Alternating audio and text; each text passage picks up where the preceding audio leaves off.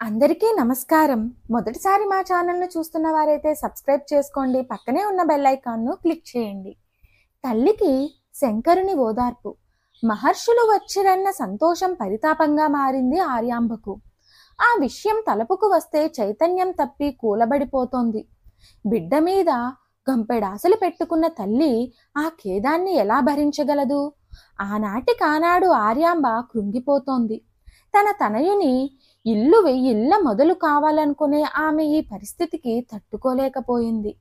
కుమారుని చూడకుండా ఉండలేదు. చూచినప్పుడల్లా కండ్ల నీరు ధారాపాతమే.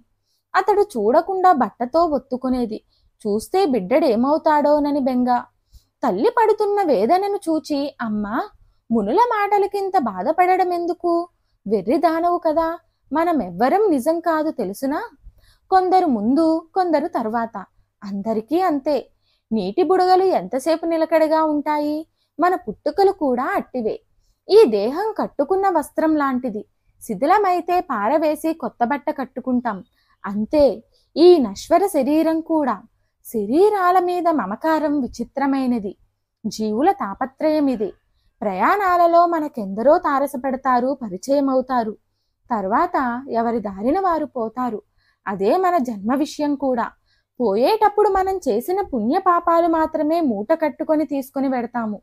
తరువాతి జన్మలో తత్ఫలాలు అనుభవించడానికి పుణ్య పాపాల అనుభవం పూర్తి కాగానే ఈ పాంచ భౌతిక కాయంతో నిమిత్తం లేదు. ఆ జీవి ఒక్క క్షణమైనా ఉండదా శరీరంలో? దీన్నే కాలచక్రం అన్నారు. ఈ చక్రం అలా తిరుగుతూనే ఉంటుంది.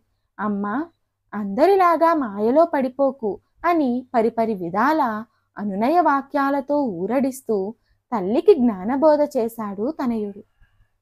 ఈ వీడియో చూసిన ప్రతి ఒక్కరూ కామెంట్ బాక్స్లో జై జై శంకర, హరహర శంకర అనే టైప్ చేయండి. అలాగే మా ఛానల్ను మొదటిసారి చూస్తున్నట్లయితే సబ్స్క్రైబ్ చేసుకోవడం మర్చిపోకండి. పక్కనే ఉన్న బెల్ ఐకాన్ను క్లిక్ చేయండి. అలాగే లైక్ చేయండి, షేర్ చేయండి. Thanks for watching.